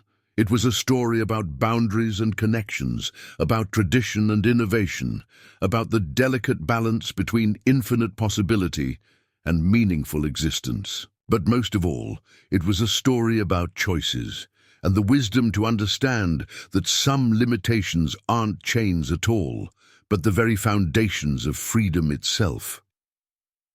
1 month after the events at the Webster claim, Silver Pine Junction had settled into a new kind of normal. To most observers, the town appeared unchanged, the same dusty streets, the same daily routines, the same ebb and flow of frontier life. But for those who knew where to look, subtle differences shimmered just beneath the surface of reality. Sarah stood at the edge of town, watching the sunrise paint the desert in shades of gold and rose. Her twin blades hung at her sides, their power now as familiar to her as her own heartbeat. The past month had been filled with intensive training, learning to balance the ancient knowledge granted by the Crimson Oath with the practical skills needed to serve as a guardian. "The morning patrol is done," Buck's voice came from behind her. The former outlaw had taken to his new role as watcher with unexpected dedication. His daily rounds of the local mines had become an essential part of maintaining the region's stability. "Any signs?" Sarah asked, though her enhanced senses had already told her the answer. "Nothing dangerous," Buck replied, coming to stand beside her. The simple symbols marked on his shoulders during his appointment glowed faintly in the early light. The transformed ones, the shadow creatures, they're doing their job, maintaining balance in the deep places. He paused, then added, "They're different now, more purposeful, like they finally understand what they're meant to be." Sarah nodded. She had visited the chamber several times during her training, watching as the former shadows learned to exist within the boundaries they had once sought to destroy. The first one remained in its pit, not as a prisoner, but as a living embodiment of the balance between infinite possibility and actual existence. "Sarah," Mai Chen's voice carried across the morning air. "It's time." Today marked a significant transition. After a month of basic training in Silver Pine Junction, Sarah would begin her journey to learn from each guardian tradition. Her father had helped her pack the night before, his eyes bright with a mixture of pride and preemptive longing. "The town will be well protected," Thomas assured her as she turned toward Mai's call. "Between Buck's watching, your father's influence, and the strengthened boundaries we've established, Silver Pine Junction might be one of the most stable places in the territory." They walked together toward the mayor's house, where Gabriel waited with Sarah's father and a small group of townspeople, who had become part of their extended network of supporters. Not everyone remembered the night of the great confrontation clearly, but enough remained in their consciousness to make them valuable allies. "The roses are blooming," Wilson said as they approached the garden. Indeed, the flowers had grown more, vibrant than ever, their beauty enhanced rather than diminished by their proximity to the hardy desert sage. Your mother would be proud, not just of what you've become, but of how you've chosen to become it. Sarah touched one of the roses gently, feeling the delicate boundary between its existence and the infinite possibilities it had chosen not to be. "I understand her better now," she said softly. "Why did she choose this life? Sometimes the most important boundaries are the ones we draw for ourselves." Gabriel stepped forward, his sword catching the morning light. "Are you ready to begin the next phase of your training?" "Almost," Sarah replied. She turned to Buck, who stood awkwardly at the garden's edge. "You'll send word if anything changes. Here, if you see any signs of boundary stress in the mines?" Buck touched the marks on his shoulders, which had become more defined over the past month. "First sign of trouble, I'll use the signal you taught me. But don't worry too much about this. I'm starting to think this town has more guardians than anyone realizes. They just guard things in different ways." He gestured toward the general store, where Carl and Beth had begun incorporating subtle, boundary-strengthening symbols into their window displays without even knowing why. Toward the schoolhouse, where Larry's lessons now unconsciously included principles of balance and harmony. Toward the saloon, where the new owner had replaced the harsh rot-gut with drinks that helped maintain social boundaries rather than dissolve them. "The old ways are changing," Thomas noted approvingly. "Adapting. Just as they should," I nodded. "The boundaries between guardian and protector, between watcher and participant, they're becoming more fluid while remaining distinct, like your garden." Sarah took a final look at Silver Pine Junction, committing every detail to memory. The town had been her whole world once. Now it would become her anchor, the place that reminded her why the boundaries needed protection in the first place. "The first stop is the monastery where I trained," Mai explained as they prepared to depart. "There, you'll learn the Eastern traditions of boundary maintenance, how to see the lines of force that connect all things while keeping them properly separated. Then to my people," Thomas added, "to understand how the natural world teaches us about necessary distinctions and harmonious connections. And finally," Gabriel finished, "to the ancient sites where the first boundaries were drawn, where the original guardians learned to balance infinite possibility with meaningful existence." Sarah hugged her father goodbye, feeling the love between them as its own kind of boundary, one that defined their relationship while allowing both to grow and change. "I'll come back," she promised. "I know," Wilson smiled. "Different, but still yourself. That's what boundaries do when we understand them properly." Buck cleared his throat. "I should check the mines again, make sure our allies below are still maintaining their side of things." His hand brushed the marks on his shoulders. "Never thought I'd end up being thankful to the man who showed me what real power looks like, what real purpose feels like." Sarah touched his arm briefly. "Sometimes the strongest boundaries are the ones between who we were and who we choose to become." As the group prepared to depart, a familiar sound drew their attention back to the garden. There, perched on the fence between the roses and sage, was a meadowlark, the same type of bird Sarah's mother had loved to watch. Its song carried across the morning air, somehow both separate from and perfectly harmonious with the other sounds of the awakening town. "A good omen," Mai said softly. "A reminder that boundaries don't just divide, they create the spaces where beautiful things can exist." Sarah mounted her horse, her twin blades settling comfortably at her sides. The crimson blade hummed with ancient power, while her guardian sword sang with new possibility. Together, they represented what she had become, a bridge between traditions, a keeper of necessary boundaries, a protector of the delicate balance between what is and what could be. "Tell me again," she said as they rode out of town, "about the first guardians, about how they learned to draw the boundaries between worlds." As Mai began the tale, Sarah felt the morning sun warm on her face and the weight of her weapons at her hips. Behind them, Silver Pine Junction grew smaller, but no less important, a point of reference in a world that was about to become much larger and more complex. She was no longer just the girl who tended a garden where roses grew alongside sage. She was a guardian, a protector of boundaries, both seen and unseen.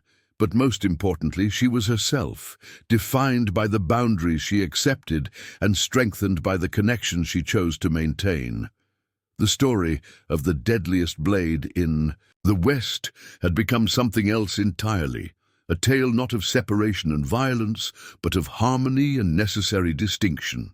And as Sarah rode toward her future, with 3 veteran guardians beside her, she understood that every ending was just another kind of boundary.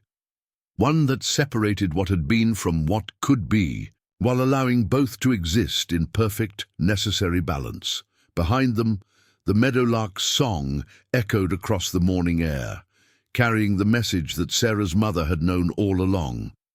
True power isn't found in breaking boundaries, but in understanding why they exist and choosing again and again to maintain the delicate harmony that makes all existence possible.